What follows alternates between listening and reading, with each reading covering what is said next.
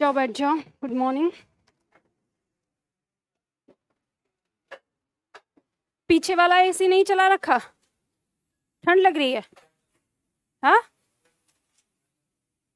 ठंड लग रही है। चलाना है नहीं चलाना है? क्लास में मत बोलना फिर बीच में कभी कि मैम एसी चला दो। चलो आगे वाला रहने दो।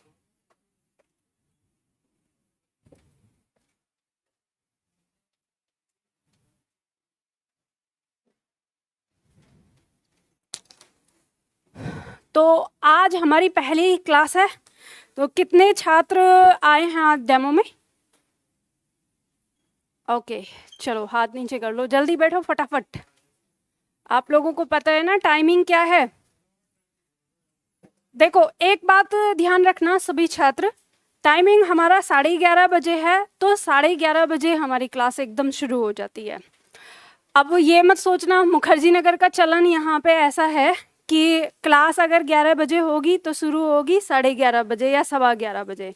लेकिन हमारी क्लास क्योंकि ऑनलाइन भी रहती है, तो ऑनलाइन वालों को 1 मिनट का वेट भी ऐसा लगता है जैसे 1 घंटे का वेट हो गया। तो इस वजह से हम उतने ही बिल्कुल डॉट टाइम पे क्लास शुरू करते हैं। तो ऑफलाइन वाले सभी छात्र ये ध्यान रखें कि फिर क्या होता है, अगर मेरे आने के बाद आप लोग आते हो तो फिर आपको वोकेबलरी सुनानी पड़ती है, मतलब शब्दावली। आवाज नहीं आ रही? कम आ रही है आवाज? अभी आ रही है? ठीक है, इतनी ठीक है आवाज? चलो, तो देखो आज हमारी क्लास बिल्कुल स्टार्टिंग से शुरू हो रही है। पहले दिन से वर्णमाला से शुरू होगी ये क्लास आज की। तो सबसे पहले मुझे ये बताइए, जो नए छात्र आज की क्लास में आए हैं वो किस परीक्षा की तैयारी कर रहे हैं? UP police? सारे यूपी पुलिस के हैं? एसएससी के? SSC GD? अच्छा। और एमपी एसआई या राजस्थान एसआई? UP RO? ठीक है। और पीसीएस के लिए? यूपीएसआई के लिए ना, पीसीएस के लिए भी हैं? अच्छा ठीक है। देखो ये जो हमारा बैच शुरू होगा, मैं आपको बता देती हूँ, ये बैच हमारा कंबाइंड रहता है। ठीक है, मैं यहाँ जो आपको पढ़ाऊंगी वो सारे बैच को ध्यान में रख के पढ़ाऊंगी। इसमें हमारा सब्जेक्टिव भी और ऑब्जेक्टिव भी दोनों एक साथ चलता है। अब आपका सवाल ये होगा कि मैम ऑब्जेक्टिव बिल्कुल अलग होगा, सब्जेक्टिव बिल्कुल अलग होगा, तो एक साथ उसको कैसे कवर किया जाएगा? तो उसी बारे में मैं आपको पहले ही बता देती हूँ, क्योंकि लास्ट में फिर छात्र पूछते रहते हैं। ऑनलाइन वाले छात्र भी इस बात को ध्यान दें, आज आप लोग कुछ यूट्यूब पर भी हैं और ऑनलाइन बैच में भी हैं, एडमिशन वाले भी हैं और कुछ ऐसे भी हैं जिनका एडमिशन बाद में होगा। तो सभी को, सब लोग ध्यान से सुने कि कैसे हम सब्जेक्टिव और ऑब्जेक्टिव को एक साथ लेके चलते हैं। जैसे सब्जेक्टिव एग्जाम की जो तैयारी कर रहे हैं छात्र, उनको कंपटीशन के लिए देना है कंपलसरी हिंदी आता है। ठीक है, चाहे वो यूपीएससी हो, चाहे यूपी पीसीएस हो, या बिहार पीसीएस या एमपी पीसीएस की अगर हम बात करें, तो अगर हम इन दोनों को देखें तो यूपीएससी में क्या होता है कि कंपलसरी आपका बिल्कुल अलग होता है। उसमें गद्यांश होता है और उसके साथ निबंध होता है और कुछ आपके उपसर्ग होते हैं, मुहावरे होते हैं, तो 2-4 टॉपिक होते हैं आपके व्याकरण के। लेकिन उन छात्रों के लिए व्याकरण क्यों जरूरी है? तो इसलिए जरूरी है कि जो छात्र हिंदी मीडियम से हैं, हिंदी मीडियम में पढ़ने वाले छात्रों के लिए ये बैच बेहद जरूरी है। क्यों? क्योंकि आप गलतियां करते हैं। आप जब कुछ शब्द लिखते हैं तो उसमें गलतियां करते हैं। गलतियां किस तरह की होती हैं? मैं आप लोगों से कुछ शब्द लिखवाती हूँ, आप लोग चेक करिएगा और ईमानदारी से बताइएगा मुझे, ठीक है? तो हम किस तरह की गलतियां करते हैं, जैसे मान लो एक शब्द लिख के दिखाओ मुझे आप, उज्जवल। सभी लोग लिखो, ठीक है? उज्जवल लिख के बताओ कि किस तरह से आप लिखेंगे उज्जवल। अभी चेक कर लेना, अपने आप बताना, जल्दी आओ फटाफट चेक कर लो। उज्जवल को हम इस तरह से लिखते हैं। ईमानदारी से बताओ कितने छात्रों ने गलती की है? चलो ठीक है, तो अब ये बात समझ लो कि यहाँ पे उज्जवल में गलती हो गई। दूसरा शब्द लिखो आशीर्वाद। आशीर्वाद।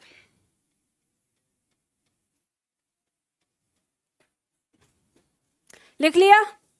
चलो चेक करो।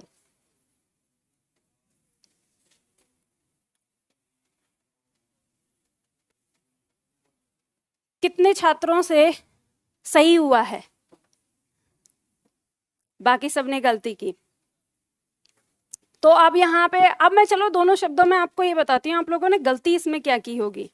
आपने गलती ये की होगी, इसमें तो ये लगा दिया होगा, ठीक है, या पहले आधा और बाद में इसको पूरा कर दिया होगा, ठीक है।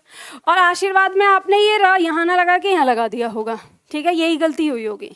तो आप जानते हो इसमें आशीर्वाद में आपसे ये गलती क्यों हुई है? इसलिए हुई है क्योंकि आप ये जानते हैं कि जो हिंदी भाषा है वो हमारी जो उच्चारित होती है वही लिखी जाती है। तो आपने अपने उच्चारण के हिसाब से यहाँ पे जैसे ही आशी लिखा उसके बाद र का उच्चारण आ रहा है, तो आपको लगा कि र का उच्चारण है, और क्योंकि ये र आधा है तो आप यहीं का यहीं इसे लगा देते हैं और इसलिए गलती हो जाती है। क्योंकि आप बोल तो रहे हैं आशीर्वाद, लेकिन वो हो क्या गया? आशीर्वाद हो गया। तो आपको ये बचपन में सिखाया गया होगा या नहीं सिखाया गया, तो सिखाया जाना चाहिए था कि जब र आधा होता है इस तरह से, तो वो जिस वर्ण के ऊपर लगा होता है उस वर्ण से पहले उसका उच्चारण होता है। अब अगर हम इस र को यहाँ लगा देते हैं तो इसका उच्चारण यहाँ आ जाता है, इसलिए इसमें गलती हो जाती है, आशीर्वाद हो जाता है। फिर ये समझ रहे हैं ना? तो ये बहुत छोटी सी बात है, ये ऐसी छोटी सी बात है कि आप इसे देखें तो कोई भी, और इस बात को आप देख लेना कि हिंदी में अपने आप को विद्वान कहने वाले लोग, अब हिंदी में अपने आप को विद्वान कहने वाले दो तरह के लोग हैं, एक जो वास्तव में हिंदी के विद्वान हैं और एक जो विद्वान तो है नहीं लेकिन वो अपने आप को विद्वान समझते हैं, क्योंकि वो हिंदी बोल पाते हैं तो इसलिए वो समझते हैं। तो ये जो ऐसे समझते हैं ये वो लोग होते हैं जो आपसे ये कहते हैं कि हिंदी पढ़ने की क्या ज़रूरत है, अरे तुम हिंदी पढ़ रहे हो इस समय। तो ऐसे वाले लोगों से आप कुछ नहीं करना, बस ये लिखवा लेना और वो सेम गलती करेगा, और तब उसे बता देना भाई तुम एक आशीर्वाद सही नहीं लिख सकते तो तुम क्या हिंदी जानते हो। चलो अब इसके बाद ये तो खैर 2-4 पॉइंट हैं आपकी, जब आप, अभी मैं सिर्फ यूपीएससी की बात कर रही हूँ, जो छात्र सब्जेक्ट है ना, केवल यूपीएससी वाले छात्रों के लिए। तो ऐसे शब्द आएंगे वर्तनी लिखने के लिए। एक वर्तनी आप मुझे लिख के दिखाओ, नहीं। नहीं हम शब्द बोलते हैं नहीं लिखना है, नहीं शब्द लिखना है आपको, नहीं शब्द लिखना है आपको, क्यों शब्द लिखना है आपको, जहां शब्द लिखना है आपको, मैं, और दोनों में, एक मैं और एक में, ठीक है, दोनों शब्द लिखना है, नहीं, क्यों, जहां, में, दोनों, मैं और में, मैं और में। जब लिखते हो ना अधिकरण का कारक चिन्ह लिख लिया। अब जरा चेक करके बताओ क्या आपने इसे ऐसे लिखा है? पहला शब्द मैंने बोला था नहीं, जहां, क्यों,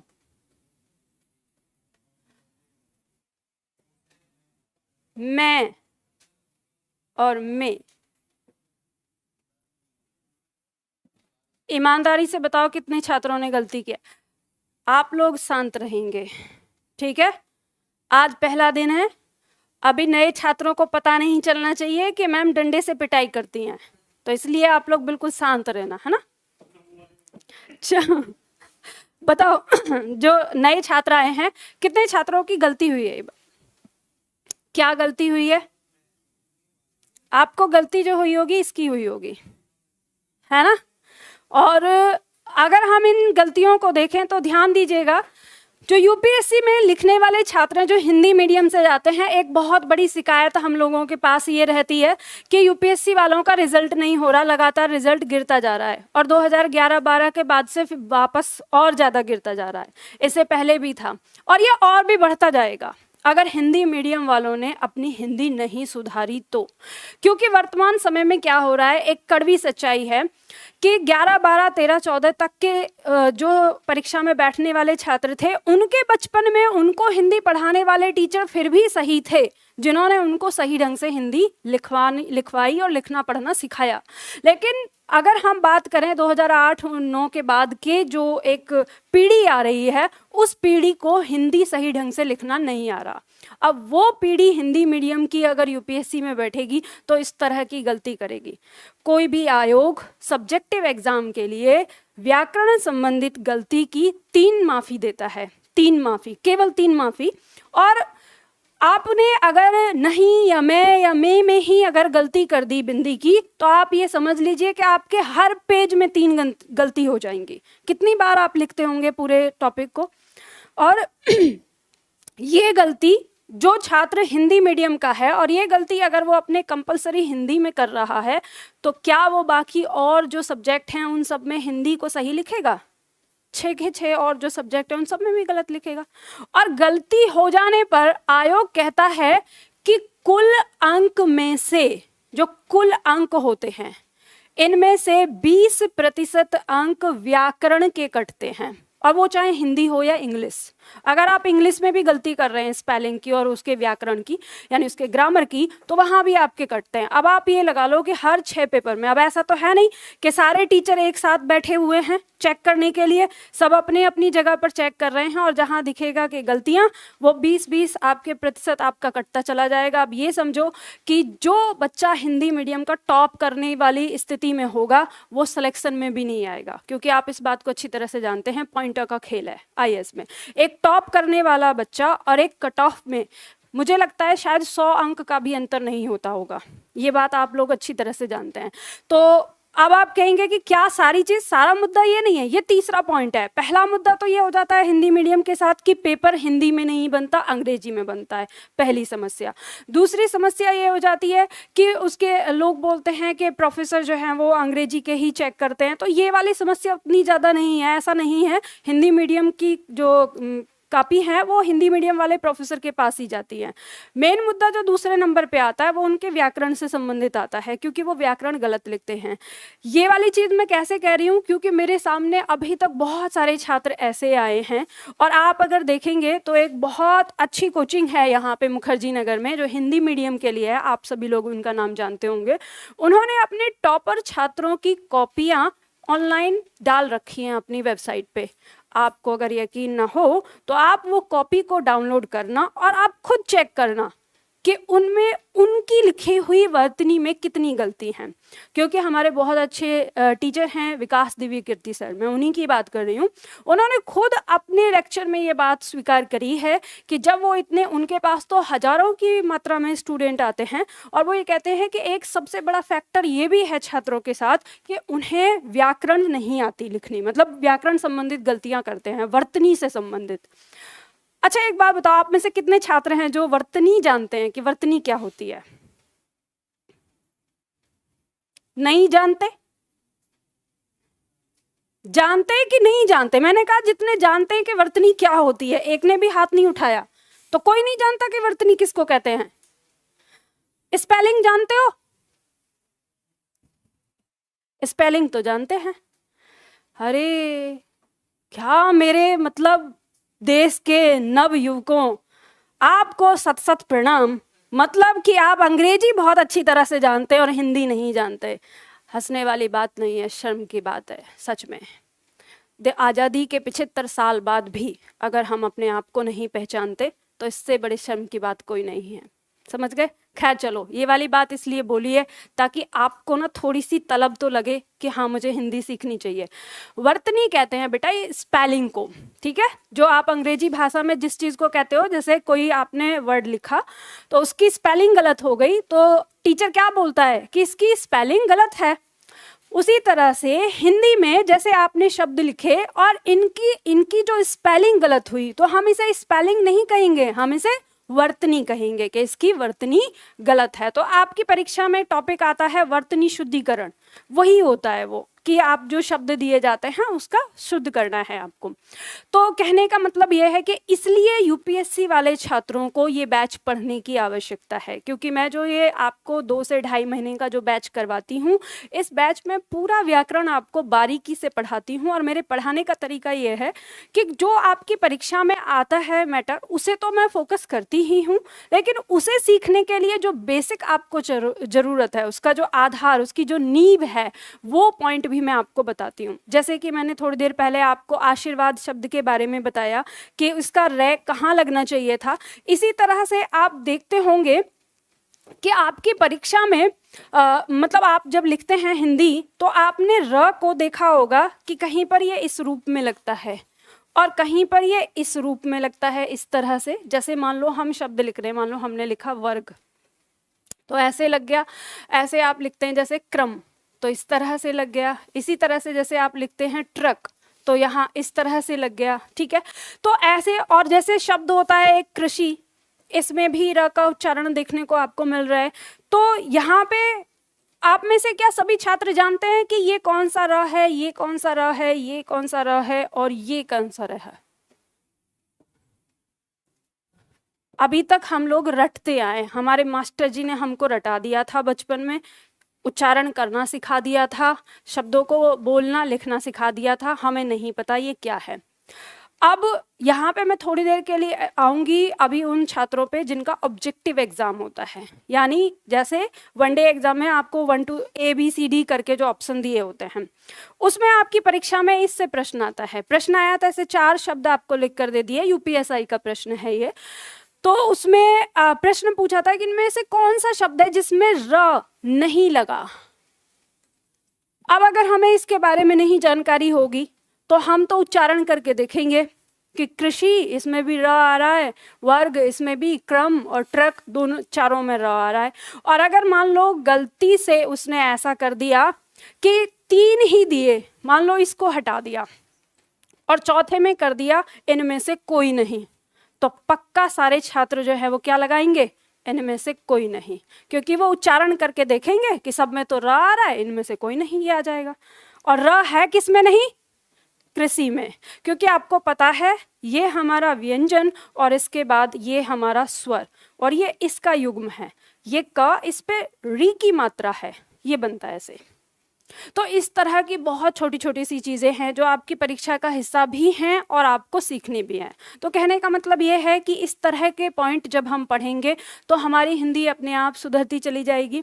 अब बात करेंगे पीसीएस की, और भी कई सारी परीक्षाएं, जैसे एमपी पीसीएस की बात करें, उत्तराखंड पीसीएस की बात करें, हिमाचल की बात करें, ये 3-4 ऐसे पीसीएस हैं जिनमें कंपलसरी हिंदी के अंदर व्याकरण आता है सब्जेक्टिव में लिखने के लिए। बिल्कुल इस तरह से प्रश्न आ जाते हैं आपके कि संधि किसे कहते हैं, यह कितने प्रकार की होती है, उदाहरण सहित समझाइए, इतना लिखने के लिए आ जाता है। तो जो छात्र उस परीक्षा की तैयारी कर रहे हैं तो उनके लिए भी पूरा बैच उसी तरह से, उनके लिए तो जैसे मैं नोट्स लिखवाऊंगी मैं उसी रूप में लिखवाती हूँ कि ताकि आप अगर लाइन बाय लाइन भी याद करके लिख देंगे वहाँ पे तो आपका सही रहेगा, ठीक है।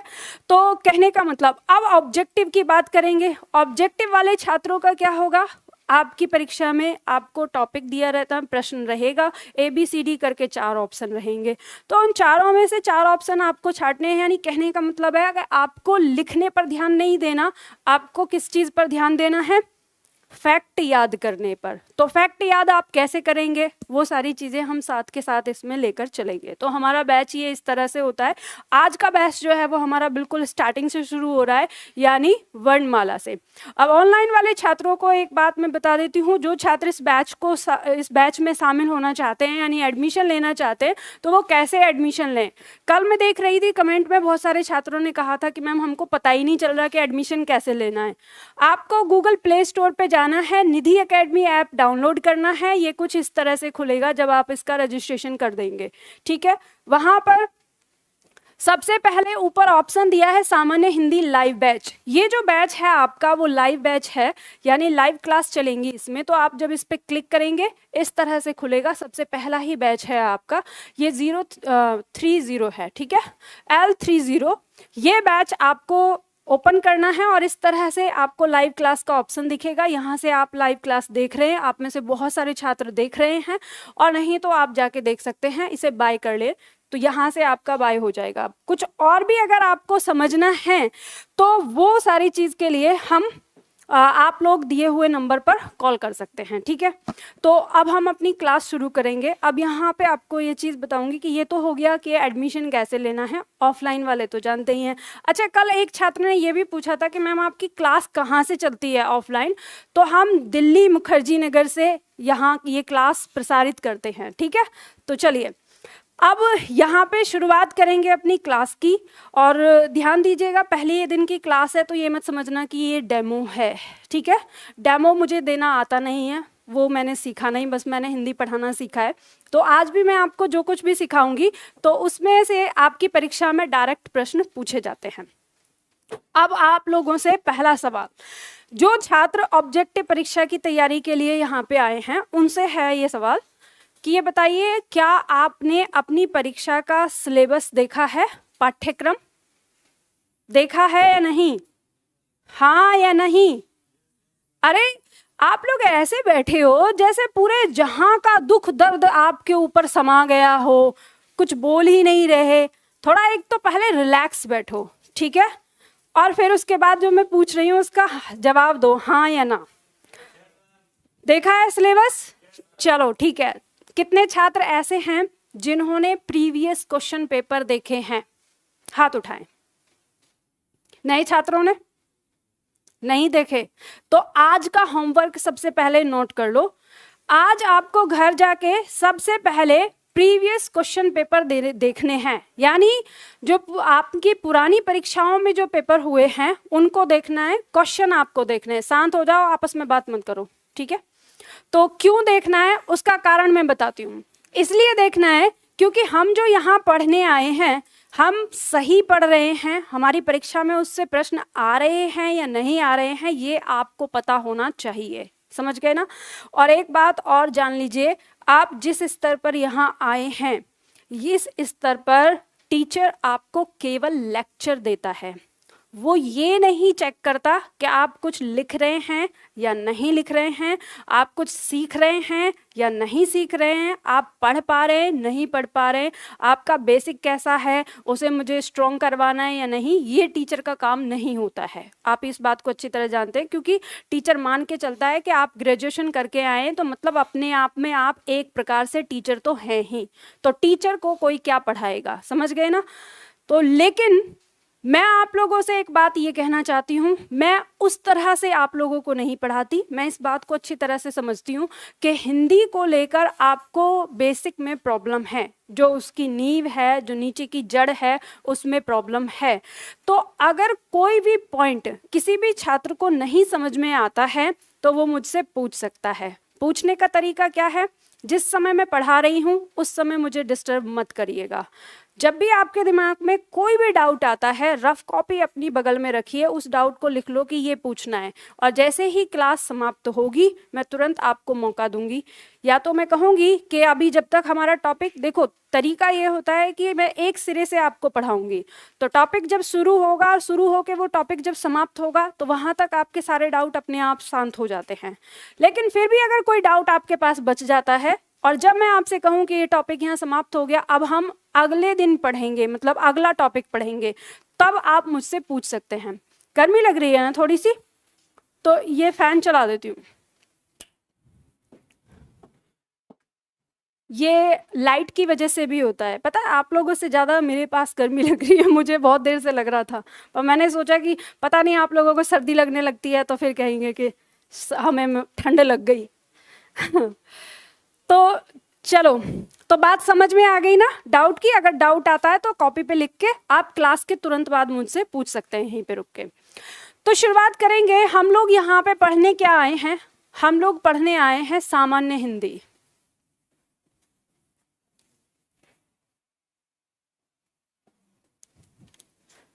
सामान्य हिंदी को हम हिंदी व्याकरण के नाम से भी जानते हैं।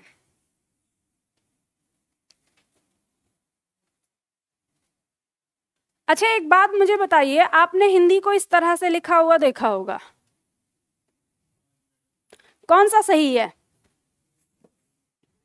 अरे दोनों सही है, गलती किसी में नहीं है, लेकिन वर्तमान समय में ये चलन में है ज्यादा। और इसमें चलन में होने का क्या कारण है? चलन में होने का कारण ये है कि जब हम इस तरह से, और ये सिर्फ हिंदी के लिए नहीं, बहुत सारे शब्द आते हैं, जैसे आप संबंध लिखेंगे, जैसे आप कंठ लिखेंगे, चंचल लिखेंगे, ऐसे बहुत सारे शब्द हैं। इस टॉपिक को भी हम विस्तार से पढ़ेंगे, पर अभी थोड़ा सा बता देती हूँ आपको। तो क्या होता है कि जो ये आधा वर्ण जब हम लिखते हैं तो इसके लिए या तो हमें शिफ्ट दबा के, मतलब लिखते नहीं, टाइप करते हैं, तो तब हमें शिफ्ट दबा के उस वर्ण को टाइप करना पड़ता है, या फिर हमें कोड देना पड़ता है। कुछ ऐसे पॉइंट हो जाते हैं जहां हमें कोड देना पड़ता है, तो उससे क्या होता है कि टाइपिंग की जो स्पीड है वो कम हो जाती है। तो इस वजह से हमारी हिंदी ने, मतलब हिंदी ने ही, ये संस्कृत ने ही सहूलियत दी थी। संस्कृत में ही एक ऐसा नियम है कि अगर कोई भी पंचमाक्षर अगर आधा आ रहा होता है तो उस पंचमाक्षर के पीछे उसी के वर्ग का वर्ण होता है।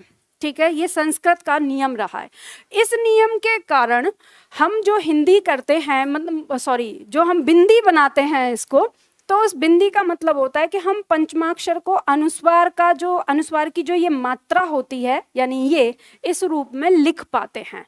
तो ये टंकण विधि, टंकण मतलब टाइपिंग, तो टंकण विधि के अंदर आप इस शब्द को ऐसे लिख सकते हैं, और वर्तमान समय में अक्सर इसी को प्रयोग किया जा रहा है। तो ऐसा कोई आपके लिए कंपलसरी नहीं है कि यही लिखना है या यही लिखना है, पर हाँ, अगर आपके ऑप्शन में 4 ऑप्शन दिए हों, एक ऑप्शन में ये आ जाए और दूसरे ऑप्शन में ये आ जाए, तो आपको कौन सा सही करना होगा? ये, क्योंकि आधुनिक हिंदी इसको कहा गया है। आधुनिक हिंदी का जो शब्द है वो ये। तो अब चाहे आपका शब्द वो वंदना हो, चाहे वो शब्द संबंध हो, चाहे वो कंठ हो, ऐसे बहुत सारे शब्द आते हैं। तो सही कौन सा होगा? जिसमें उसके पंचमाक्षर को बिंदी बनाया गया है। अब ये बिंदी कैसे बनता है, इसकी पहचान कैसे होगी, इन सारी चीज़ों के बारे में हम आज से 9वीं क्लास में पढ़ेंगे। वहाँ पे हमारा पॉइंट आएगा पंचमाक्षर किसे कहते हैं, तो उसको हम समझेंगे तब। तो अभी ये बात मैंने समझाई आपको। कल मैं आप लोगों की कमेंट देख रही थी, तो उसी में किसी छात्र ने पूछा हुआ था, ये देखो, सामान्य हिंदी कहने के लिए सामान्य है, ध्यान दीजिएगा, इसमें जो ये सामान्य है ये सामान्य नहीं है, इसलिए इसको हल्के में मत लीजिएगा। ये सामान्य दिखती है लेकिन सामान्य नहीं है। पर अगर आप प्यार से और सम्मान के साथ आप इसको पढ़ेंगे तो ये सामान्य से भी बहुत सामान्य हो जाती है। ऐसा आपको पता चलेगा जब आप आगे पढ़ेंगे। हमारा जो बैच है, एक चीज़ और जल्दी से बता देती हूँ, हमारा बैच शुरू होगा 3 हिस्सों में, मतलब शुरू होता है। हिंदी को हम 3 हिस्सों में पढ़ते हैं। यहाँ से शुरू करते हैं हम वर्णमाला, जो कि क्लास आज हमारी शुरू हो रही है। फिर दूसरा हिस्सा शुरू होता है पद के भेद से, ये 20 दिन बाद, यानी आज से 20 दिन बाद शुरू होगा। और तीसरा हिस्सा शुरू होता है अलंकार से, ये 40 दिन के बाद शुरू होगा। ठीक है, हमारी जो टोटल क्लास होती हैं वो 65 से 70 क्लास होती हैं हमारी, तो उसमें हमारी हिंदी पूरी कंप्लीट हो जाती है। तो ये एक चक्र में चलता है बैच। तो आप में से जो पुराने छात्र हैं जो इस समय डिस्टर्ब कर रहे हैं मुझे, ये वही वाले छात्र हैं जो पुराने बैच में से चल रहे हैं। किसी ने यहाँ से एडमिशन लिया है, किसी ने यहाँ से लिया है। ठीक है, तो ये डिस्टर्ब करने वाले हैं, इसलिए शांत बैठ जाओ। आप लोगों को पता है, चुपचाप रहो, बातें मत करो। तो वर्णमाला की हम आज वर्णमाला से शुरू करने वाले हैं, पहली क्लास है। और पहला पॉइंट हमारे सामने आता है हिंदी भाषा और हिंदी का व्याकरण, जिसे हम कहते हैं। हम व्याकरण शब्द की अगर बात करें कि व्याकरण किन शब्दों से मिलकर बना है, तो लोग कहते हैं कि वी प्लस आ प्लस करण। अब आपकी परीक्षा में, ऑब्जेक्टिव परीक्षाओं में, यहाँ से प्रश्न बन जाता है कि ऐसे प्रश्न 2 तरह से बन जाएगा। प्रश्न ऐसे बन जाएगा कि निम्न में से वह कौन सा शब्द है जिसमें 2 उपसर्ग हैं, और एक ऑप्शन में व्याकरण भी दे सकता है। तो इसके अंदर 2 उपसर्ग हैं, एक उपसर्ग है वी और दूसरा है आ। ठीक है, ऐसे पूछ सकता है। दूसरे तरह का प्रश्न बन सकता है कि व्याकरण शब्द में कौन कौन सा उपसर्ग है, 2 ऑप्शन में दे देंगे आपको कि ये है, तो आपको ही ध्यान देना है। अब इसमें क्या हुआ है, ये वी और आ में पहले लगी है संधि विधि, क्योंकि ये ई किस में बदली है, य में, तो व्या हो गया और उसके बाद करण, ये प्रत्यय होता है। तो हम ये कह सकते हैं, जब इसे देखते हैं, व्याकरण का शाब्दिक अर्थ हो जाता है भली भांति समझना या नियम लगाकर किसी चीज को भली भांति समझना। तो हिंदी व्याकरण का मतलब क्या हो गया कि हम हिंदी भाषा को किन्हीं नियमों के माध्यम से जब भली भांति समझने की कोशिश करते हैं तो वही हमारी चीज हमारे लिए क्या होती है, व्याकरण होती है, उसे हम कहते हैं। जैसे इसकी परिभाषा दी है कि भावों और विचारों को निश्चित अर्थ में प्रकट करने के लिए प्रयुक्त ध्वनि चिन्हों की व्यवस्था को ही भाषा कहते हैं। ये भाषा की परिभाषा दी गई है। अब यहाँ पे एक पॉइंट हमारे सामने आया है, लिपि ध्वनि चिन्ह, ठीक है, एक नाम आ गया ध्वनि चिन्ह। फिर हम आगे चलेंगे, इसमें मैं आपको थोड़ा सा और आगे बताती हूँ। अच्छा, उससे पहले मैंने जो आपको शब्द बताया है उससे पहले भाषा समझ लेते हैं, क्योंकि अब ये भाषा वाला पार्ट मैं आपको विस्तार से तो पढ़ाऊंगी लास्ट में, पर अभी थोड़ी देर के लिए बस इतना समझ लेते हैं कि हिंदी से पहले भाषा। हिंदी क्या है? एक प्रकार की भाषा है। और भाषा क्या होती है? एक प्रकार का ऐसा साधन जब हम किसी से अपने बातों को, अपने विचारों को, अपने मनोभाव को आपस में व्यक्त करते हैं, उसे हम क्या कहते हैं? भाषा कहते हैं। जब हम भाषा के बारे में अगर जानें तो भाषा के मुख्यतः 3 रूप माने जाते हैं। कौन कौन से? सांकेतिक भाषा, मौखिक भाषा और लिखित भाषा। आपकी परीक्षा में ये पॉइंट भी बन जाता है, तो ध्यान दीजिएगा। अभी तक हमने जो देखा, अभी हम 2 प्रश्न कर चुके हैं, व्याकरण की परिभाषा, दूसरा व्याकरण के अंदर उपसर्ग कितने हैं वो बता दिया, और तीसरा पॉइंट आपका ये हो जाता है, ये आपके एक एक क्वेश्चन में बन जाते हैं कि भाषा कितने प्रकार की होती है, भाषा के मुख्य कितने रूप होते हैं। तो 3 रूप होते हैं। सांकेतिक भाषा, सांकेतिक भाषा का मतलब क्या होता है? चलो, आज की क्लास में तो मैंने आप लोगों को लिख के ही सामने समझाया है, क्योंकि किसी के पास नोट्स नहीं है इस समय, ठीक है, तो इसलिए सामने देख के आप समझ सकते हैं। सांकेतिक भाषा का मतलब होता है संकेत द्वारा समझी जाने वाली भाषा। अब ये संकेत किसी भी तरह से हो सकते हैं, जैसे मान लीजिए कि कोई व्यक्ति अगर संकेत बना के आपको समझा रहा है, या जैसे आपने देखा होगा, आप कहीं रास्ते में जा रहे हैं, अगर आपको ये प्लस का निशान दिखाई दे लाल कलर का, तो आप क्या समझते हैं कि वहाँ आसपास कहीं कोई चिकित्सा है, ठीक है, ये बात समझ में आ जाती है। या जैसे मान लो आप रास्ते में जा रहे हैं और ट्रैफिक लगा हुआ है, तो आप किसी सिपाही को देखेंगे कि वो सीटी बजाता है और ऐसे हाथ करता है, तो वहाँ का ट्रैफिक रुक जाता है। अगर वो इस तरह से हाथ कर देता है तो मतलब चलने लगता है। तो वो अपने मुंह से तो कुछ नहीं बोल रहा, हम सिर्फ उसको देख रहे हैं और देख के समझ रहे हैं। तो ये वाली भाषा हमारी क्या कहलाती है? सांकेतिक भाषा कहलाती है, ठीक है, तो इसे हम सांकेतिक भाषा कहते हैं। दूसरा आता है मौखिक भाषा। मौखिक भाषा क्या होती है? मौखिक भाषा होती है जिसे हम बोलकर, कोई बोल रहा है और हम सुन रहे हैं। तो जैसे अब हम देखें कि इस समय हम जो बात कर रहे हैं, मैं आपको समझा रही हूँ, ये क्या है? मौखिक भाषा है, ठीक है, जब हम मुख से उसे अपने विचार प्रकट करते हैं। और फिर आता है लिखित भाषा। जब कोई लिखकर अपने विचारों को प्रकट करता है, वो क्या कहलाती है भाषा? लिखित भाषा कहलाती है। हम ये कहें कि किताब कॉपी से जब हम अध्ययन करते हैं या हम कुछ लिखते हैं उस पर, तो ये हमारी भाषा का कौन सा रूप है? लिखित रूप है, ठीक है। तो ये बात तो समझ में आ गई, इसमें कुछ ऐसा तो है नहीं कि जो हमें समझ में नहीं आएगा, ठीक है।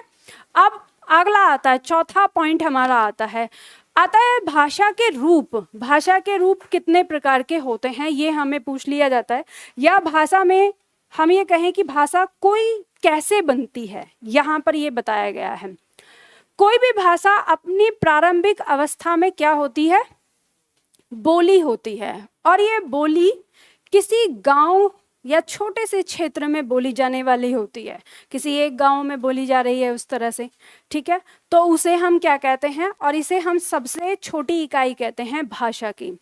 अब ध्यान दीजिएगा, आपके पास ना प्रश्न आता है कई बार ऐसे कि भाषा की सबसे छोटी इकाई कौन सी है, ये प्रश्न आएगा। इसमें आपके 2 उत्तर होते हैं। एक होता है कि भाषा की सबसे छोटी इकाई में क्या आ जाएगी? बोली, और भाषा की सबसे छोटी इकाई में आ जाता है आपका वर्ण, ठीक है। तो ये आपके ऑप्शन पर निर्भर करेगा।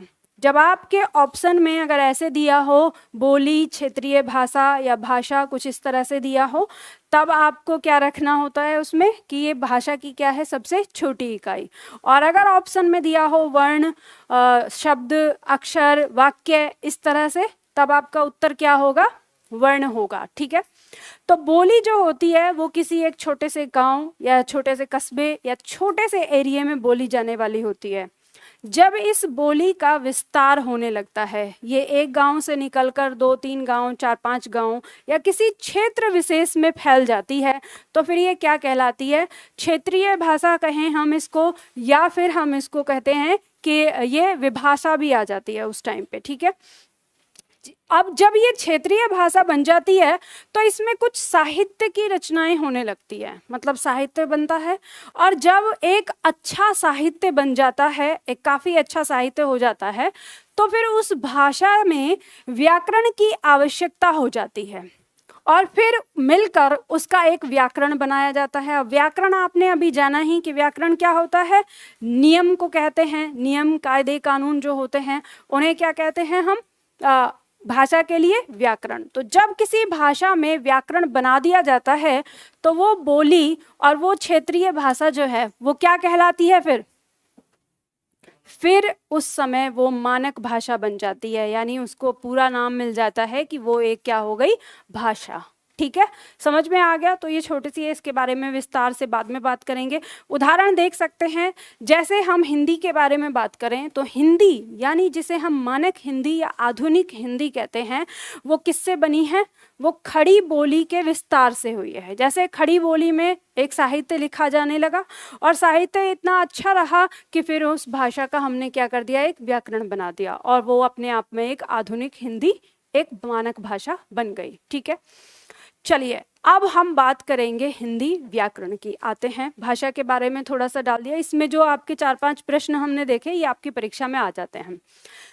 हिंदी व्याकरण को जब हम पढ़ने के बारे में सोचते हैं तो इसकी शुरुआत करने के लिए हमें इसे बांटना होता है 4 भागों में। ठीक है, हम इन्हें 4 भागों में बांटते हैं। कौन कौन सा, या कहें कि किसी भी भाषा को अगर हम देखेंगे तो अधिकतर हम इन्हीं भागों में बांटते हैं। तो हिंदी व्याकरण को हम 4 भागों में बांटते हैं, और वो है वर्ण विभाग, शब्द विभाग, पद विभाग और वाक्य विभाग। और इसी तरह से हमारा बैच भी शुरू होता है। और जब हम पढ़ते हैं क्रम से, ध्यान दीजिएगा, जब हम किसी चीज़ को पढ़ रहे हैं, किसी विषय को पढ़ रहे हैं, तो उस समय हम उसके क्रम से अगर चलते हैं तो हमें चीज़ें ज़्यादा अच्छे से समझ में आती हैं।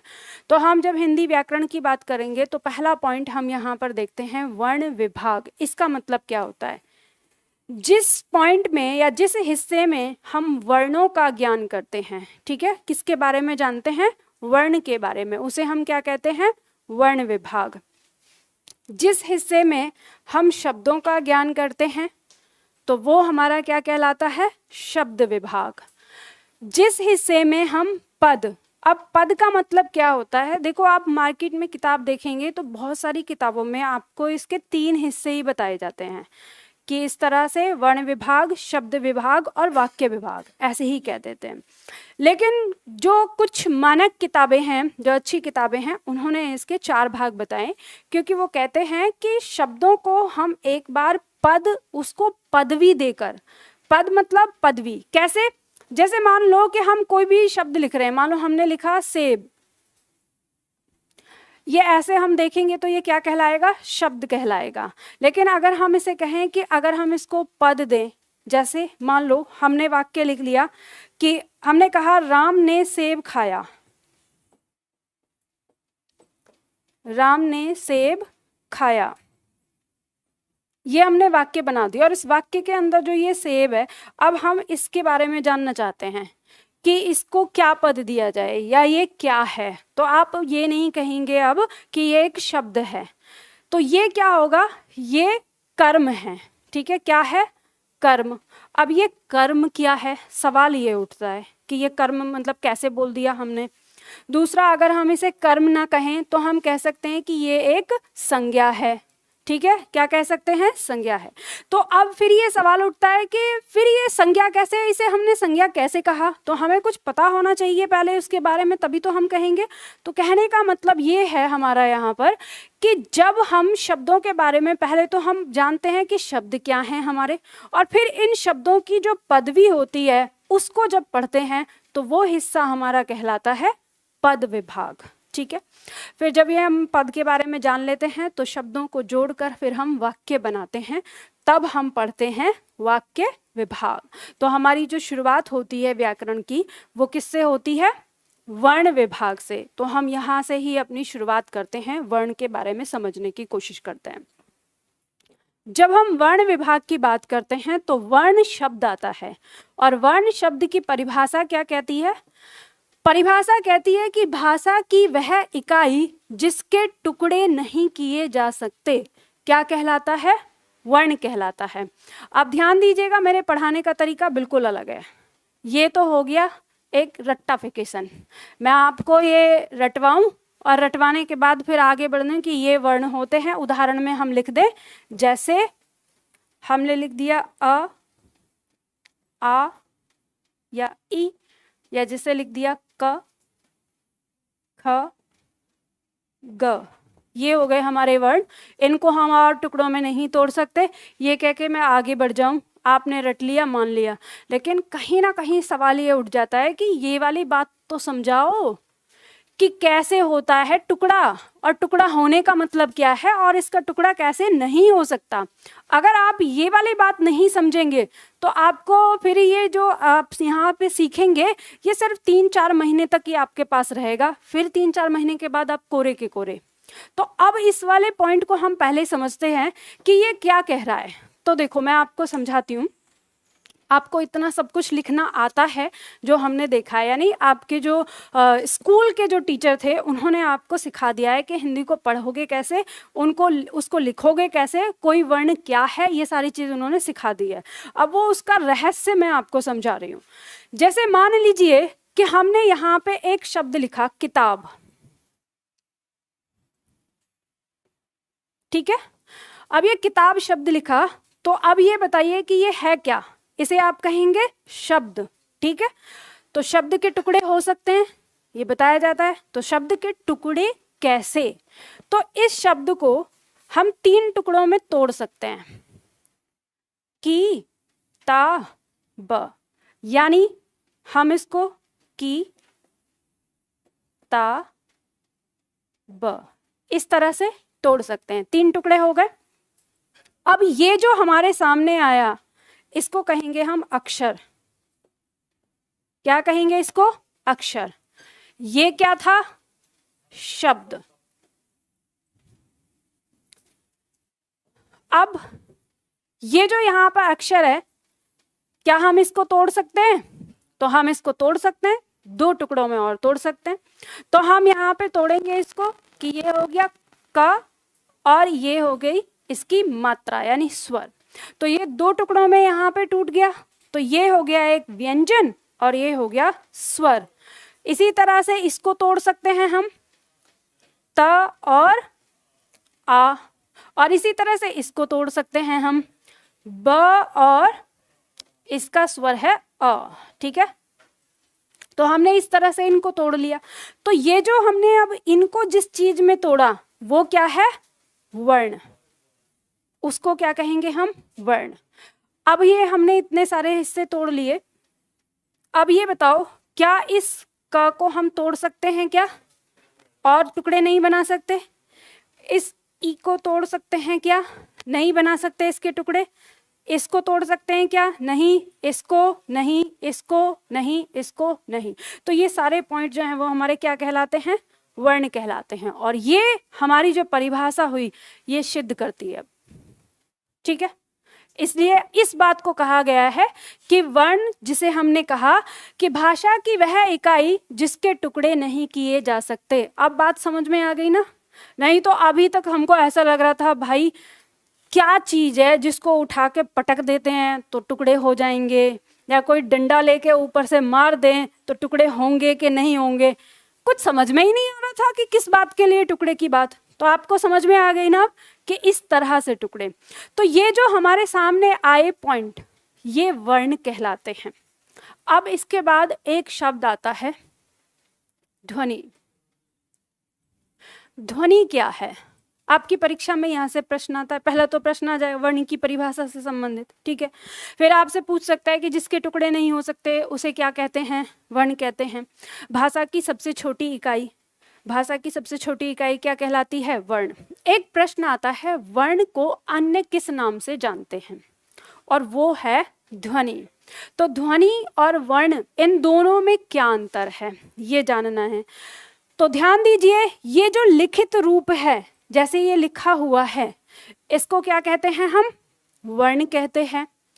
और जब हम इसका लिखित रूप न लेकर हम इसका मौखिक यानी मुंह से जब हम उच्चारण करते हैं, जैसे ये हो गया क, ये हो गई ई।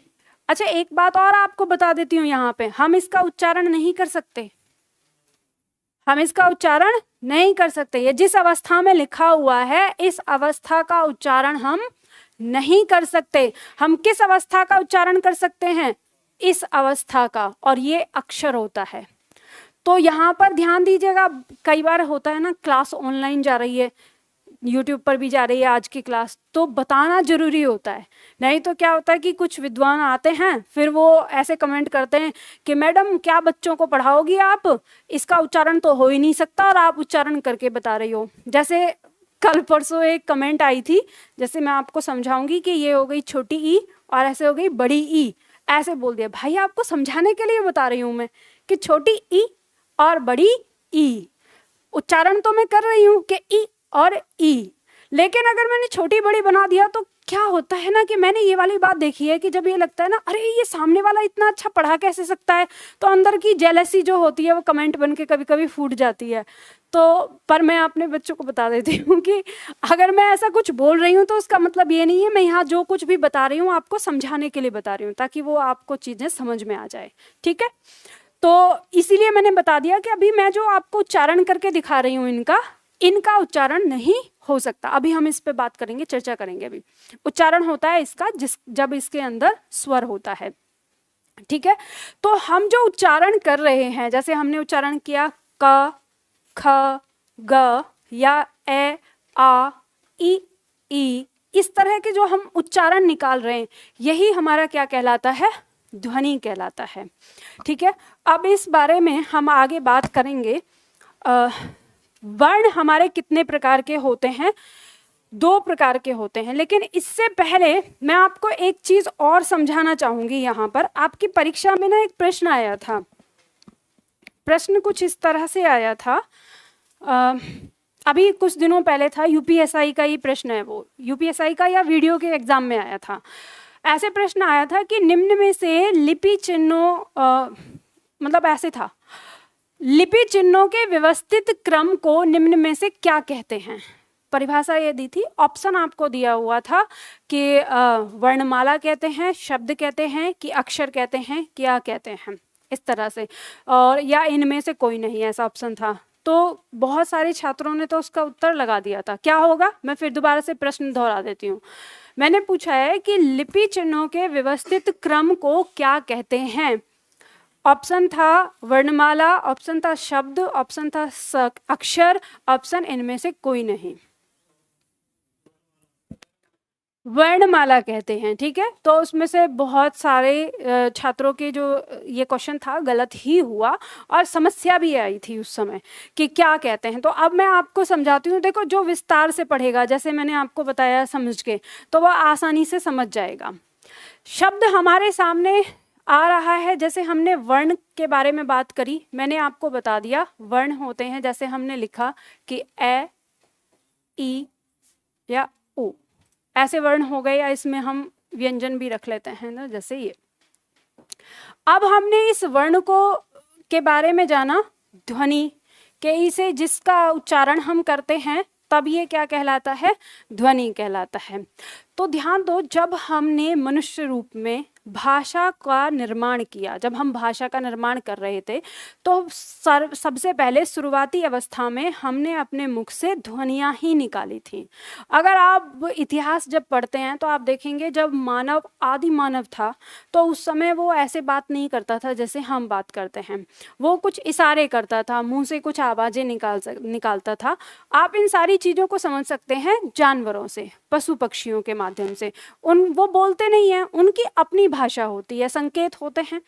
तो इसी तरह से हम जब पहले जो बोलते थे तो वो आवाज़ें होती थी और वो उन आवाज़ों को ऐसे ही रखते थे। लेकिन मनुष्य ने अपना विकास किया तो सबसे पहले उसको लगा कि मेरे दिमाग में जो भी विचार आ रहे हैं ये मेरी आगे वाली पीढ़ी इनको समझ पाए या उसके पास ये रहें, तो उसके लिए उसने कुछ सोचा कि कुछ ऐसा संकेत बनाया जाना चाहिए जिससे सामने वाला भी समझे। तो उसने फिर उन ध्वनियों को संकेत दिए। तो ऐसे ही जब हम किसी ध्वनि को अ बोलते थे तो हमने उसको क्या संकेत दिया, इस तरह का, ठीक है, हमने ऐसे लिख दिया उसको। एक तरह से हम इसको चिन्ह कह सकते हैं, एक तरह से हम इसको निशान कह सकते हैं, प्रतीक कह सकते हैं। समझिएगा बात को, ठीक है। जिस ध्वनि का उच्चारण हम ई कर रहे थे तो उसको हमने ऐसा निशान दे दिया, ऊ को ऐसा, क को ऐसा, इस प्रकार से। समझ गए? तो ये जो हम ऐसे लिख रहे थे, अब जैसे मान लो हम ए लिखते हैं तो ए ऐसे लिखते हैं, ठीक है। तो इसी प्रकार हमने जब ये वर्ण बनाए तो ये वर्ण को लिखने के लिए हमने जिस शैली का प्रयोग किया या कहें जिस आकृति का प्रयोग किया उसको हमने नाम दिया लिपि, ठीक है। आप जब किसी ध्वनि को लिखने के लिए जिस तरीके को, जिस आकृति को प्रयोग में लाते हैं वो क्या कहलाती है, लिपि। अब मैं आपसे पूछूं कि मैंने भी थोड़ी देर पहले आपको बताया कि ये ध्वनियों के क्या हैं, चिन्ह हैं, तो ये लिपि के चिन्ह हो सकते हैं। तो हम इनको क्या बोल सकते हैं, लिपि चिन्ह। और अगर आप इस रहस्य को पहले से जानते हैं ना, तो आपको ये बात पता चल गया कि इसी लिपि चिन्ह को लिखित रूप में हमने क्या नाम दिया, वर्ण। और यही तो हमारी परिभाषा थी। वर्णों के व्यवस्थित या वर्णों के क्रमबद्ध समूह को हम क्या कहते हैं, वर्णमाला कहते हैं। अब वर्ण की जगह अगर एग्जामिनर ने लिपि चिन्ह रख दिया तो क्या आफत हुई। लिपि चिन्हों के व्यवस्थित क्रम को क्या कहते हैं, वर्णमाला कहते हैं। बात समझ में आ गई ना आपको? तो ध्यान दीजिएगा, मैं आपको फिर से एक बार दोहरा रही हूँ। आप जिस स्तर की पढ़ाई कर रहे हैं इस स्तर में आपको बच्चा नहीं समझता कोई भी। आप जानते हैं, आपको पता है कि आप, अगर हम बात करें दरोगा से ही, यानी एसआई की पोस्ट से लेके और आईएएस तक बनने के लिए, तो आप इतनी पोस्ट के लिए यानी देश का संचालन करने के लिए आप लोग तैयार हो रहे हैं। तो देश के संचालन करने वाले इंसान के बारे में जो आपको टेस्ट करेगा वो क्या समझेगा कि आप पूरी तरह से परिपक्व हैं, तो वो आपको किसी भी तरह से घुमा के पूछ सकता है। तो कभी ये चीज़ नहीं सोचो आप, तो जब भी कोई चीज़ पढ़ रहे हो इस समय, जब स्टूडेंट अवस्था में हो, तो आप उस चीज़ों को एकदम से जान लो कि ये है क्या। आपको पहले से पता है कि अ क्या है, ई क्या है, ऊ क्या है, पर ये जो चीज़ मैंने अभी आपको बताई, जो गहराई, ये चीज़ आपको नहीं पता। तो ये आपने समझ ली, तो हमें पता चल गया कि वर्ण का दूसरा नाम ध्वनि है, जिसे हम इसका मौखिक रूप कह सकते हैं। कि ध्वनि क्या है, वर्ण का मौखिक रूप है, और वर्ण क्या है, ध्वनि का लिखित रूप है। वर्ण को हम लिपि चिन्ह भी कह सकते हैं। अब लिपि के बारे में आप में से बहुत सारे छात्रों को अभी भी थोड़ा सा डाउट होगा कि ये लिपि एक्चुअली है क्या चीज़। तो मैंने एक वर्ण लिखा है आपको कि ए। आप ये ए जो ध्वनि बोलते हैं आपने ऐसे लिखी। अब आप थोड़ी देर के लिए अंग्रेजी भाषा में आइए। जब आप अंग्रेजी भाषा में लेटर का उच्चारण करते हैं तो ए के लिए आप क्या संकेत लिखते हैं, ऐसे लिखते हैं ना। फिर अगर मान लो बी, अगर बी आता है तो आप उसको ऐसे लिखते हैं। अब आपको पता है इसका कैपिटल और स्मॉल दो रूप हो गए। अब ये बताइए कि हम बी, अगर हम बात करें अपनी ध्वनि के अंदर, तो अगर हम अपनी ध्वनि में बी लिखने लगे तो हम कैसे लिखेंगे, ऐसे लिखेंगे ना। इसमें हमारा क्या हो गया, व्यंजन आ गया और स्वर आ गया। तो हम व्यंजन और स्वर की मदद से बी की ध्वनि को ऐसे लिखते हैं। तो अब देखो, इस तरह से लिखना और इस तरह से लिखना, दोनों में अंतर आ रहा है। इसी चीज को कहते हैं लिपि। इसको हमने कहा देवनागरी लिपि। इस लिपि को क्या नाम दिया गया? देवनागरी लिपि। और इस लिपि को क्या नाम दिया गया? रोमन लिपि। इसको हम क्या कहते हैं? रोमन लिपि। इसी तरह से आप उर्दू भाषा को देखते होंगे। जो आप में से कोई जानता है उर्दू भाषा? तो लेकिन देखी तो है ना कि उर्दू भाषा किस तरह से लिखी होती है। तो उर्दू भाषा जैसे लिखी होती है तो वो भी क्या है? वो अरबी फारसी उनकी अपनी लिपि है। तो इसी तरह से तमाम भाषाएं हैं, जितने भी देश हैं, हर देश की अपनी भाषा है। और भारत जैसे देश के अंदर तो कितनी सारी भाषाएं हैं, और बहुत सारी भाषा एक लिपि में होती हैं, कुछ कुछ की अलग अलग होती है, आप जानते ही हैं। जैसे अगर हम साउथ इंडिया की बात करें तो वहाँ पे तो बहुत सारी भाषाएं जिनकी लिपि भी अलग है। तो अब ये बात आपको समझ में आ गई कि लिपि का मतलब क्या होता है। और लिपि से जैसे हम बोलते हैं कि कई बार छात्र कहते हैं मैम ये देवनागरी होता क्या है और ये सारी चीज़, तो अब आपको क्लियर हो गया है। ठीक है, तो हम जो हिंदी पढ़ रहे हैं, हमारी हिंदी भाषा की लिपि क्या है? देवनागरी लिपि। आपकी परीक्षा का प्रश्न बन जाता है, ये प्रश्न आता है। ठीक है, चलो अब यहां पर एक चीज समझते हैं आगे। हम इसको पढ़ रहे थे यहाँ पे, तो हमारे सामने आ गया कि हम वर्ण की बात कर रहे हैं हिंदी भाषा में। पहले वर्ण की, जब हम बात करते हैं हिंदी भाषा में वर्ण की, तो वर्ण कितने प्रकार के होते हैं? 2 प्रकार के होते हैं, स्वर और व्यंजन। स्वर और व्यंजन की परिभाषा के बारे में तो आप सभी लोग जानते होंगे, है ना। स्वर की परिभाषा क्या होती है? जिन वर्णों का उच्चारण निर्बाध रूप से होता है, या जिन वर्णों का उच्चारण स्वतंत्र रूप से होता है, जिन्हें हम अच्छी तरह से उच्चारित कर पाते हैं या बिना किसी समस्या के उच्चारित कर पाते हैं, वो क्या कहलाते हैं? स्वर कहलाते हैं। स्वर में उदाहरण में हम देखते हैं जैसे अ, जैसे ई या उ, जैसे हम लिखते हैं ए या अ, इस तरह से। तो ये वर्ण हमारे क्या कहलाते हैं? क्या कहलाते हैं ये वर्ण? स्वर। ठीक है, ये आपको पता है। अब व्यंजन की बात करते हैं। व्यंजन की परिभाषा क्या कहती है? जिन वर्णों का उच्चारण स्वर की सहायता से होता है, उन्हें क्या कहते हैं? व्यंजन कहते हैं। इसके उदाहरण में देखते हैं हम, जैसे क, ख और ग। अब मुझे ये बताइए कि आपने ये परिभाषा ऐसे जान ली। अब ये देखो वही है रटने वाली चीज में कि यहाँ पे मैं आपको इतना बता के आगे बढ़ सकती हूँ, उदाहरण दे दिया, आपने सीख लिया, आपने भी अपने दिमाग में रख लिया। लेकिन फिर वही बात आती है कि हमें कैसे पता चलेगा कि व्यंजन जो स्वर की सहायता से होते हैं। हम नहीं मानते, हम तो पहले प्रैक्टिकल करेंगे कि इसकी सहायता से होता है कि नहीं होता है। अब मैं आपसे कहूंगी कि आप उच्चारण करिए, इन तीनों वर्णों का उच्चारण करिए जोर। अब सबको करना है, शर्म छोड़ देना। ध्यान रखना, अगर आपको ये लगता हो कि हाँ शर्म, सब ऐसे ही हैं, सब बराबर है, हिंदी सीखने के लिए आए हैं, किसी को नहीं आती है, ठीक है, तो सब सीखेंगे, तो सब उच्चारण करो। इसे क्या कहोगे? इसे अब मुझे 2 ध्वनि सुनाई दी, क और का, ठीक है, 2 ध्वनि सुनाई दी। अब सबसे पहले आप ध्यान रखो, ये जो आप अ और आ लगा रहे हैं ना, इसके बाद में ये नहीं लगाना है, ठीक है। अब फिर से उच्चारण करो, ए नहीं लगाना, करके देखो, जोर लगाओ। अच्छा, एक चीज ध्यान रखना, टोटल 13 स्वर आते हैं हमारे सामने। कौन कौन से? आ से लेके अह तक, ठीक है। ये 13 स्वर हैं, इन 13 में से किसी की ध्वनि नहीं निकलनी चाहिए बाद में। अब उच्चारण करो।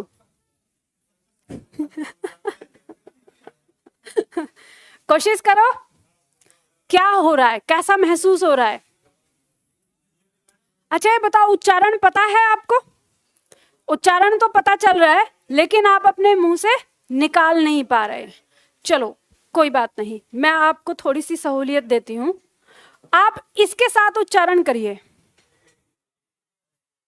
के नहीं क, ये आय होता है, क ख ग। आप इसके साथ उच्चारण करिए। हो गया उच्चारण? इसके साथ करिए। अरे ई नहीं है, ये ई है, की, खी, गी। उच्चारण कर पा रहे हैं? मान लो अगर मैं आपको एक और स्वर दे दूं, को, खो, गो, आराम से हो पा रहा है उच्चारण? अब बात समझ में आ गई आपको? जो हमने परिभाषा यहाँ पे कही है कि इनकी मदद से, यानी स्वर की मदद से इनका उच्चारण होता है, ये परिभाषा बिल्कुल सही है और आपको ये चीज भी समझ में आ गई। अब मुद्दा उठता है कि ये जो वर्ण लिखे हुए हैं, इनके नीचे ये डंडा सा क्या है? ये मेरे छात्रों का प्रश्न होता है।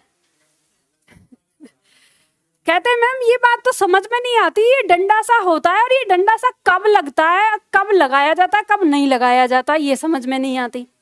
तो अब यहाँ पे देखो, इस बात को यहीं पे समझ लेना, क्योंकि आगे आपकी परीक्षा में एक पॉइंट आता है वर्ण विच्छेद। क्या होता है? वर्ण विच्छेद।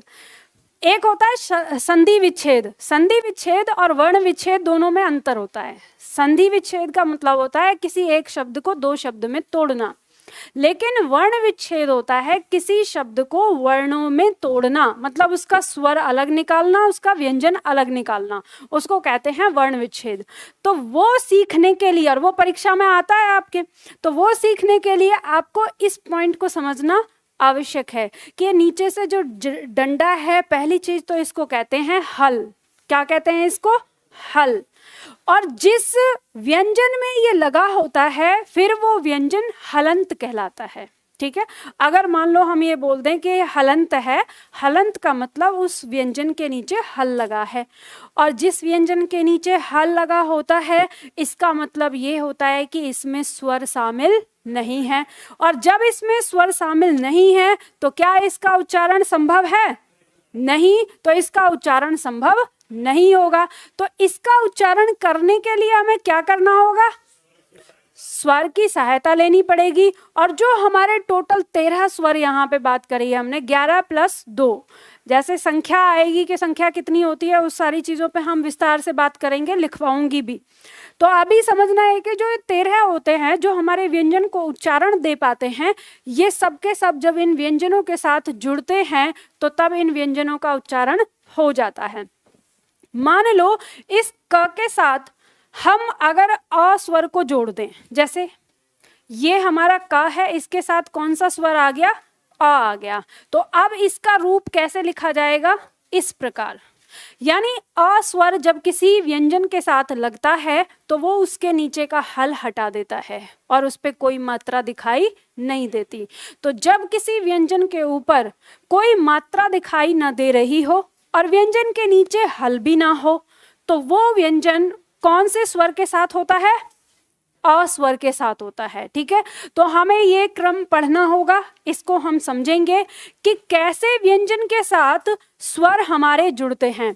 अब एक पॉइंट लास्ट इसमें यहाँ ये समझो कि जब हम लिपि की बात करते हैं, अभी हम थोड़ी देर पहले लिपि की बात कर रहे थे, तो संसार की जो लिपियां हैं वो अलग अलग तरह से होती है। कहते हैं लिपि 2 प्रकार की होती है, एक होती है वर्णात्मक और एक होती है अक्षरात्मक। मतलब एक लिपि जो केवल वर्ण के साथ लिखी जाती है और दूसरी लिपि जो अक्षरात्मक है वो अक्षर के साथ लिखी जाती है।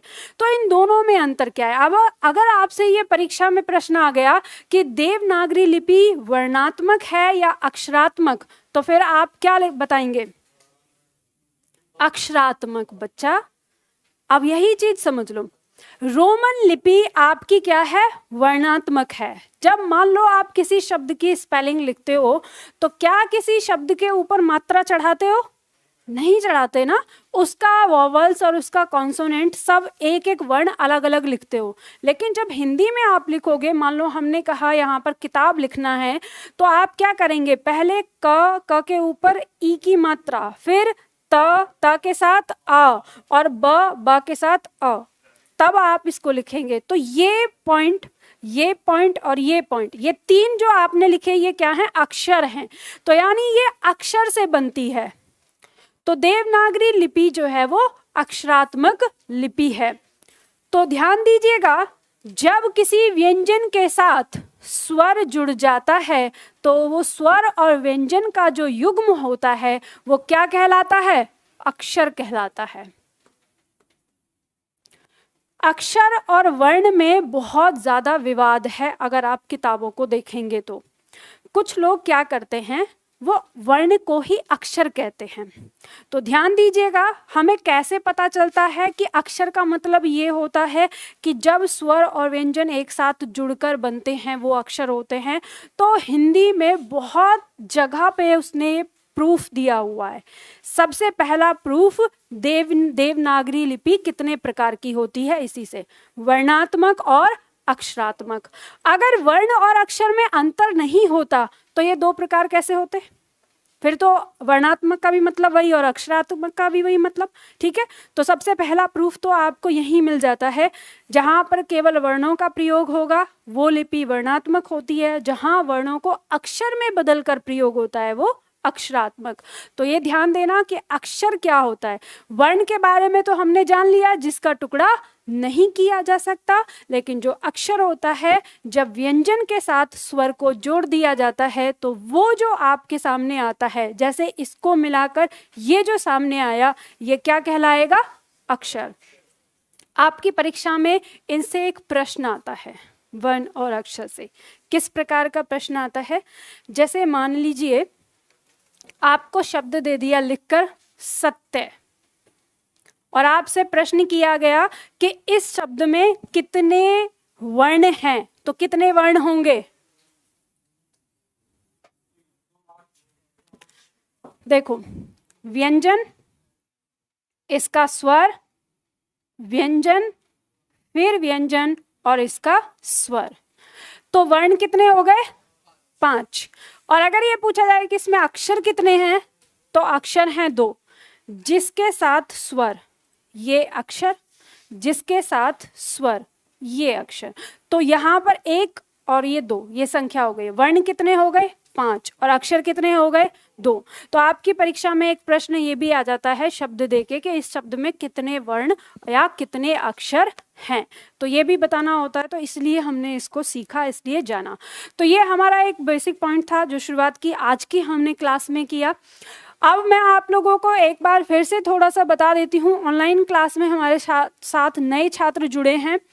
अगर आप इस बैच को चाहते हैं तो ये बैच आपको मिल सकता है गूगल प्ले स्टोर पे जाके। निधि एकेडमी ऐप आपको डाउनलोड करना है। इसमें आप जाएंगे तो सामान्य हिंदी लाइव बैच, ये पॉइंट, इस पॉइंट पर क्लिक करेंगे तो ये बैच आपको यहाँ मिल जाएगा। और अधिक जानकारी के लिए आप दिए हुए नंबर पर कॉल कर सकते हैं। ठीक है, अब एक बात सुनिए, आज हम लोगों ने पढ़ाई की, इसमें ऐसा कुछ भी नहीं था कि यहाँ पे कोई डेमो वाली चीज़ थी। ये जो पॉइंट मैंने आज बता दिए आपको, इन पॉइंटों को मैं दोबारा नहीं दोहराऊंगी। आज हम लोगों ने कुछ भी लिखा नहीं है, ठीक है, मैंने बिल्कुल ऐसे ही छोड़ दिया है। कल से जो हमारी क्लास होगी उस क्लास में आपको लिखना होगा। आपके पास कोई नोट्स है? किसी के पास है नोट्स अभी जो मैं देती हूँ? एक ही है ना पहला? चलो देखो, आपको यहाँ पे जो ऑफलाइन वाले छात्र हैं उनको मैं बता देती हूँ। जैसे ये है, बहुत पतली सी किताब है, बहुत पतली सी।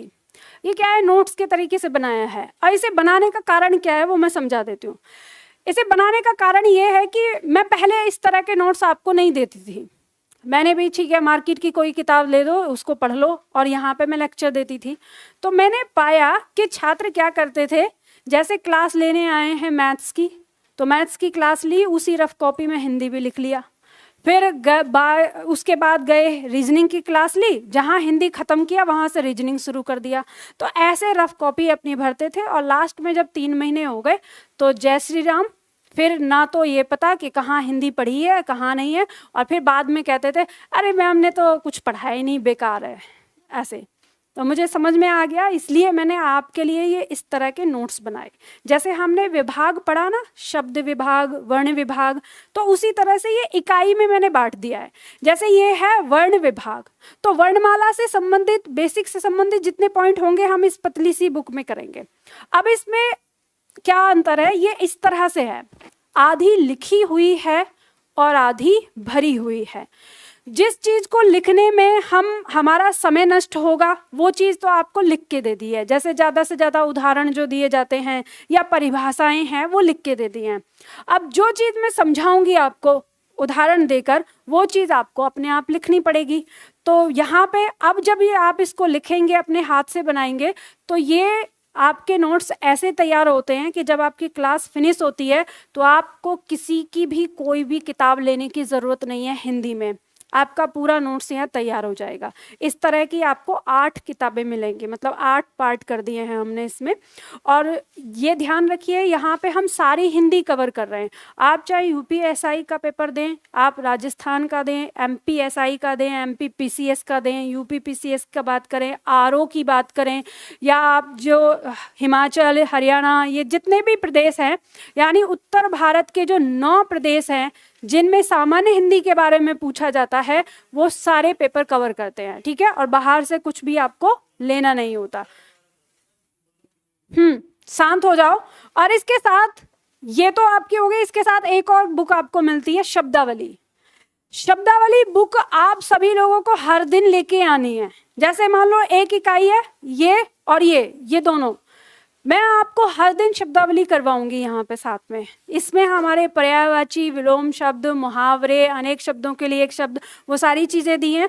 और इसमें एक पॉइंट सबसे बेहतर जो मैंने किया है वो ये कि आपके सामने एक बड़ी समस्या आ जाती है कि शब्दावली करने के लिए कि कहाँ से कहाँ तक याद करें। एक दिन में तो सारी चीज याद नहीं होती, तो इसमें मैंने आपको सेट बना कर दिए हैं। जैसे मान लो हम यहाँ पे बात करें,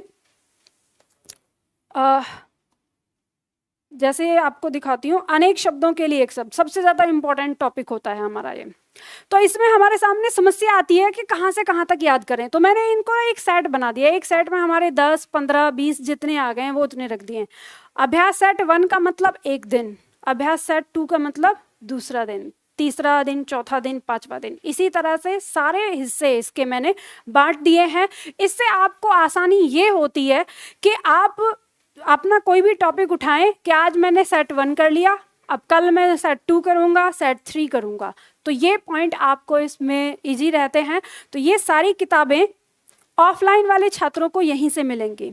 ऑनलाइन वाले छात्रों को सबकी पीडीएफ मिल जाएंगी, जो ऑनलाइन में हैं उनको पीडीएफ मिल जाएंगी, तो वो अपना प्रिंट निकाल सकते हैं। अगर प्रिंट निकालना चाहते हैं तो प्रिंट निकाल के अपने पास रखिए, अगर प्रिंट नहीं निकालना चाहते तो ये किताबें आपको ऑफिस से भी मिल सकती हैं, उसके लिए आपको कॉल करके जानकारी लेनी होगी। ठीक है, तो आज की क्लास हम इतनी ही करते हैं, फिर मिलते हैं कल की क्लास में। अब कल आपको जो लेके आनी है अपने साथ वो इकाई 1 ये लेके आना। ठीक है, इसमें फिर हम सारी चीजें जो हमारी परीक्षा में आएंगे पॉइंट हम लिखना शुरू करेंगे। ठीक है, चलो बहुत बहुत धन्यवाद। ये लो।